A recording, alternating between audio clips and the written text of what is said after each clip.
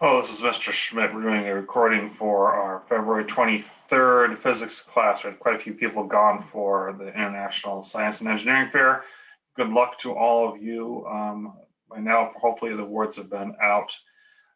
Next up, we have the talk about discussion of momentum and inertia. You'll also notice there's some bonus notes here. We'll be getting to those. So first of all, I wanted to show an interesting little thing. This came out of a Twitter feed I saw where a graduate student who specifically her study was glaciers and glaciology, which I didn't even know was a discipline, talked about how if you have like the picture of a typical iceberg here, it does not stay the way all those drawings and computer renderings show it. And the reason being that, yes, the center mass of the iceberg would be lower if it was in that upright state. There's Megan's stuff here. Megan Thompson-Munson. Okay. But at this upright state, it displaces all that water and it forces that water to go up. Okay. But water is more dense. Water wants to go down, and the water is going to force the iceberg up. So that if we're looking at center of mass of the water, we want the lowest center of mass of water forcing a higher center of mass of the iceberg, such that the amount of water displaced is equal to the mass of the ice displaced. Okay, so that's a little side note for center of mass. It's also a fun little doodle to work on here. All right, next up we had talking about momentum and inertia, and of course there's more pictures coming out of the NASA and the Perseverance. It's really a phenomenal amount of data they've dumped in the first weekend with the high-grade pictures, including being able to do a natural color based on their color template here. Okay, and then the other thing I want to talk about before we get into the assignment is what is the difference between momentum and inertia? Because when I saw the assignments and the videos that you guys posted and why something shows momentum, as a lot of you talked about with like a pool ball or a baseball going at a constant speed in a straight line is a demonstration of momentum. That's kind of true, but it's much more of a demonstration of inertia.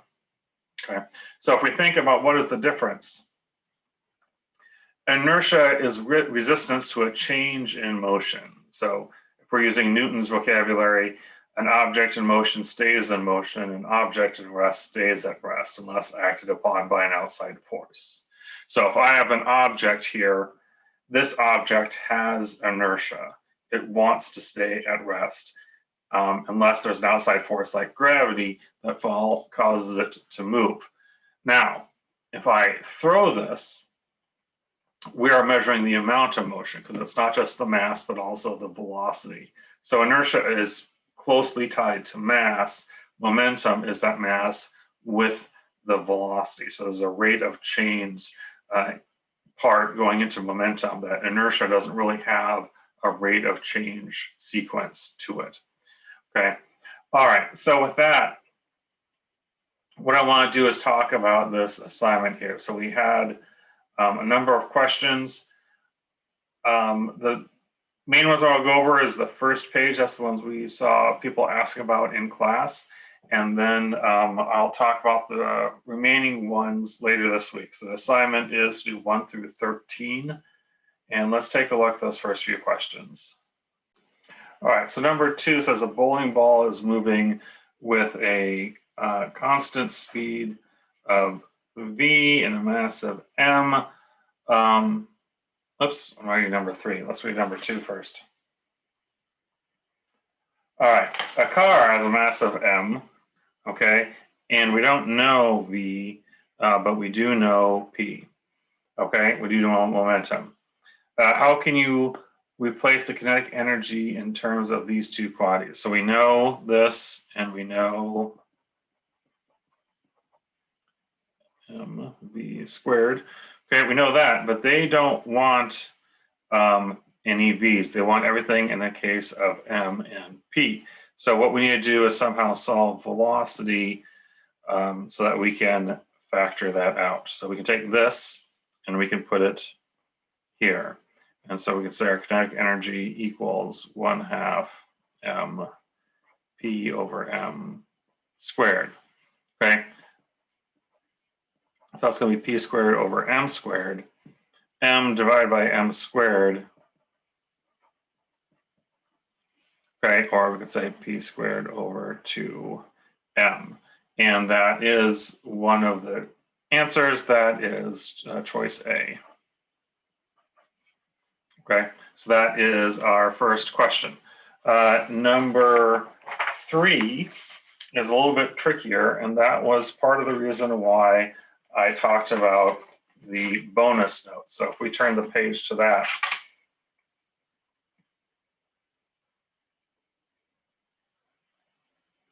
Okay, if we look at our bonus notes here, we'll see how different collegiate professors are from high school teachers here.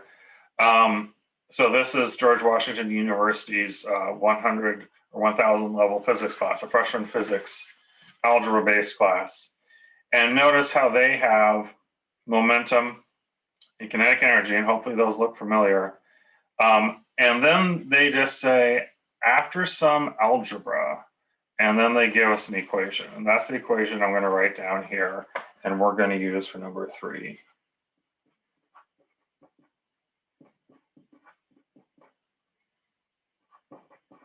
Okay, so let's switch over to the camera and take that equation.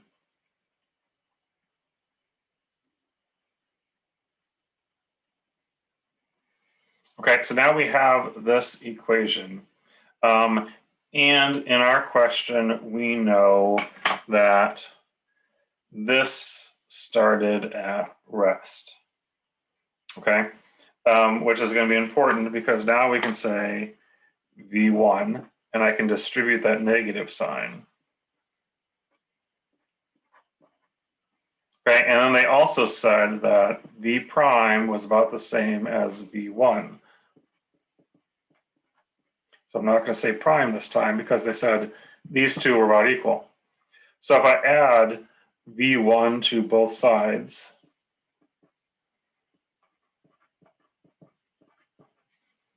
this is what I get. Okay. So again, if I was a college professor, I would have skipped all that and I would just say after some algebra, this. Okay. And that is in fact what our answer is for number 3. Okay. Number 4 is a drawing. So let's take a look at that one. We have our force and time graph, and it goes over like this to 4 and 2, right? All right, so it is asking for velocity. So I know mass times velocity equals momentum, and I know that change in momentum equals impulse, and I know impulse equals force times time. So that's a long way of saying the first thing we have to do is find the area.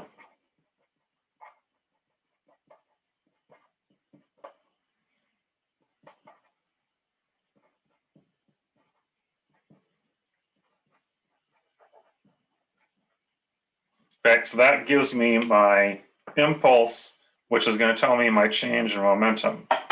Okay, so if I wanted to do change in momentum, I would do final minus initial, but it said it was initially at rest, so that didn't really matter anyways. Okay, so now I can plug in, I'm going to take this for kilograms meters per second, and my mass in this case was 2 kilograms, and I'm going to solve for V.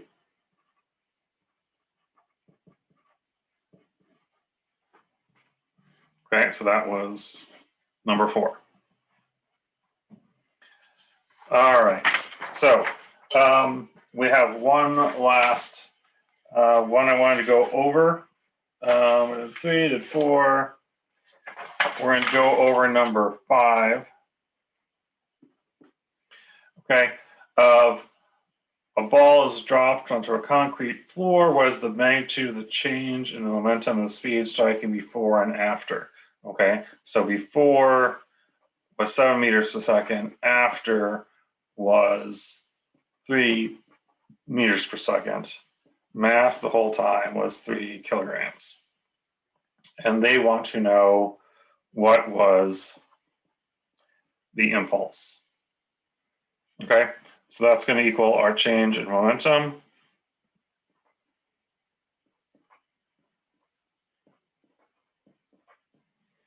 Okay, now it's going to be very important that we have our signs right here, okay, because it was a rebound, right? It rebounds at 3 meters per second.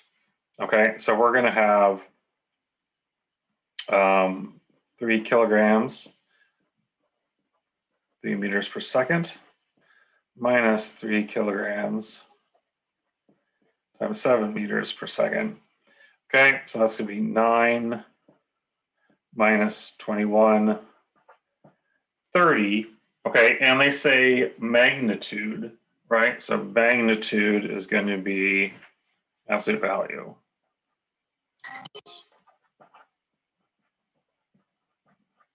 Okay, so that will be our answer to number 5. Okay, and with that, we will pick it up Wednesday. And like I said, good luck to anyone who was in ISEF today.